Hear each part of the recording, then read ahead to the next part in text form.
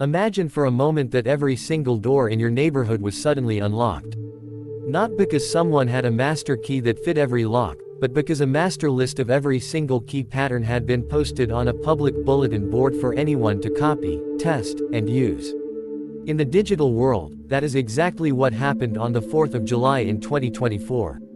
A hacker known by the alias Obamacare uploaded a file to a notorious dark web forum. The file was titled RockU 2024, and it contained a staggering 9.9 billion unique, plaintext passwords. This wasn't just a hack, it was the largest password compilation in the history of the internet. It is a digital monolith, a testament to 2 decades of data breaches, poor security hygiene, and the relentless, automated nature of modern cybercrime. To understand what this means for you, we have to look past the scary headline number and realize that this is not just about a single database, it is about the weaponization of our collective digital past. The name, RockU 2024, is a nod to the original, RockU, breach of 2009, which exposed 32 million accounts and became a foundational word list for hackers everywhere. Over the years, that list has been updated and expanded, eventually becoming RockU 2021 with 8.4 billion entries, and now, this behemoth. But what exactly is inside this 145-gigabyte text file? It is not just a list of current passwords. It is an amalgamation of data stolen from thousands of breaches over the last 20 years.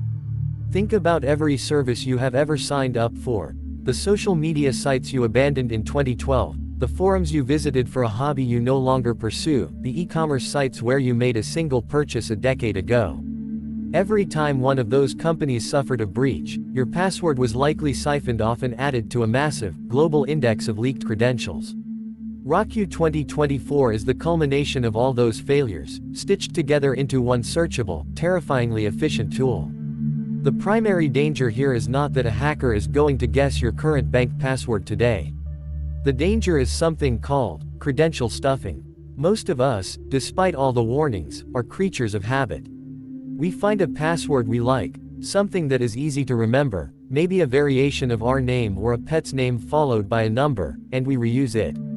We use it for our email, for our streaming services, for our work logins, and for our social media. Hackers know this. They don't need to break the sophisticated encryption of a secure bank.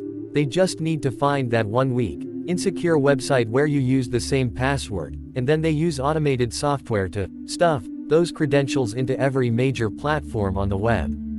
They script their bots to run through millions of combinations per second, testing your leaked password against Google, Amazon, Netflix, and corporate VPNs until they find a match. This is where the true scale of the threat becomes apparent. In the cybersecurity world, there is a concept called dwell time, the amount of time a hacker spends inside a system before being detected.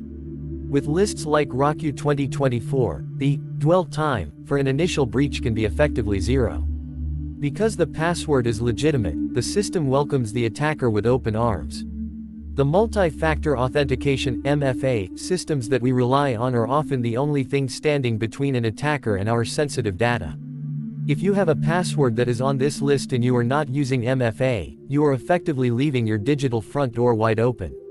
And the worst part, you might never even know you were breached until your accounts are drained, your identity is stolen, or your corporate network is held for ransom. Some security analysts have argued that because this list contains so much junk, old, truncated, or non-functional passwords, it shouldn't be cause for panic. And while it is true that a significant portion of these 9.9 billion records may be obsolete, that argument misses the forest for the trees. Cybersecurity is a game of probability. Attackers don't need every password on the list to be valid, they only need one. If a hacker has a list of 10 billion keys, and only 1% of them work, they still have 100 million valid keys to hundreds of millions of different systems. When you look at it from that perspective, the sheer volume of this leak makes it a statistically overwhelming weapon for cybercriminals. It turns a needle in a haystack problem into a fishing with a net problem. So, what are we supposed to do in the face of such an overwhelming reality? The first and most critical step is to stop relying on the idea that a password, no matter how complex, can keep you safe on its own. We have to move toward a zero trust mentality.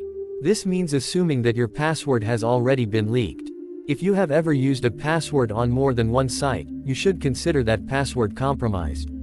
The solution is to use a password manager, not because it makes your password harder to guess, but because it allows you to generate a unique, long, and complex string of characters for every single site you visit. If every account has a different password, a breach at a small, low-security website cannot be used to compromise your primary email or your financial accounts.